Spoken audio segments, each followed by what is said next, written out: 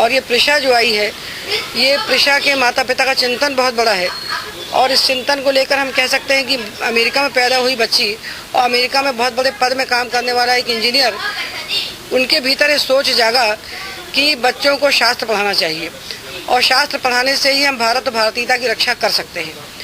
तो इन्होंने उस बच्ची के लिए इतने बड़े पद और इतनी बड़ी नौकरी को छोड़ करके मुंबई में आकर दूसरी कंपनी को ज्वाइन किया। उसके बाद बच्ची को लेकर ये भटकते रहे, क्योंकि ये तो सोच लिया हमें बच्चे को संस्कृत पढ़ाना है। अब कहाँ पढ़ाएं जा करके, देश में तो आग लग गई है। देश में बचा क्या है? जब से बड़े बड़े प्रोफेसर पैदा हुए हैं तब से शिक्षा का नाश हो गया है।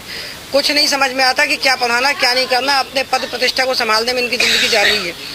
तो एक और मेधा के बच्ची की क्या कहें। देखिए, हमारा तो एक सिद्धांत है कि हमारे ऋषियों ने जिन शास्त्रों को बनाया है, चाहे वो व्याकरण शास्त्र हो, चाहे न्याय शास्त्र हो, चाहे कोई भी सभी शास्त्र हो, ऋषियों ने इस पद्धति से इन शास्त्रों का विकास किया है कि इसको पढ़ते पढ़ते बुद्धि सूक्ष्म हो जाती है, बुद्धि पैनी हो जाती है और इतनी पैनी हो जाती है कि उसमें संसार के किसी भी विषय को रखा जा सकता है।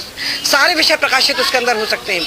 ये हमारे ऋषियों का दर्शन है। आज जो पढ़ाया जा रहा है सबका सब बाहर से ठूसा जा रहा है।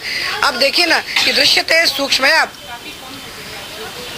दृश्यते त्वग्रया बुद्धिया, सूक्ष्मया तत्वदर्शी भी।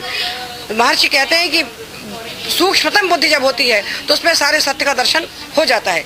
तो ये कुछ प्रिशा की विशेषता है और उससे बड़ी विशेषता है हमारे उन ऋषियों की जिन्होंने पद्धति हमें प्रदान की है। दुर्भाग्य यह है कि इस पद्धति से व्याकरण जो पाणिनि भगवान ने बनाया उसको पढ़ाया जा रहा है जिस रास्ते से, उस रास्ते से 12 साल तक विद्यार्थी भटकते रहते हैं और उनके हिस्से में पाणिनि का विज्ञान नहीं आता जो पाणिनि कहना चाहते थे। तो भगवान की कृपा से और गुरुओं की कृपा से हमारे भीतर उस तत्व का दर्शन हुआ कि पाणिनि को भगवान ने किस प्रकार से चिंतन किया है शब्द शास्त्र का, और उस चिंतन को लेकर के जब हमने उसको बनाया तो हमको मिलता ही चला गया वो विज्ञान कि पूरी गणितीय विधि से पाणिनि अष्टाध्याय की संरचना हुई है। उस गणितीय विधि का महत्व है कि 11 साल की प्रिशा आज सारा व्याकरण समझती है और ये कक्षा में बड़े आत्मविश्वास के साथ बड़े बड़े विद्यार्थियों को पढ़ा सकती है। तो कुछ प्रिशा का महत्व है, कुछ हमारी उस ऋषि परंपरा का महत्व है और कुछ उस पद्धति का महत्व है जिस पद्धति को हमने गणितीय विधि से आविष्कृत किया है। और इसी को जानने के लिए इतनी दूर दूर से लोग आते हैं। ये हमारी संस्था है। इस संस्था में हम आवास भोजन शिक्षा निःशुल्क देते हैं और हमारा एकमात्र लक्ष्य है कि लोग संस्कृत से जुड़ेंगे तो भारतीयता से जुड़ेंगे। भारत की रक्षा करना है तो हर व्यक्ति को संस्कृत पढ़ना चाहिए।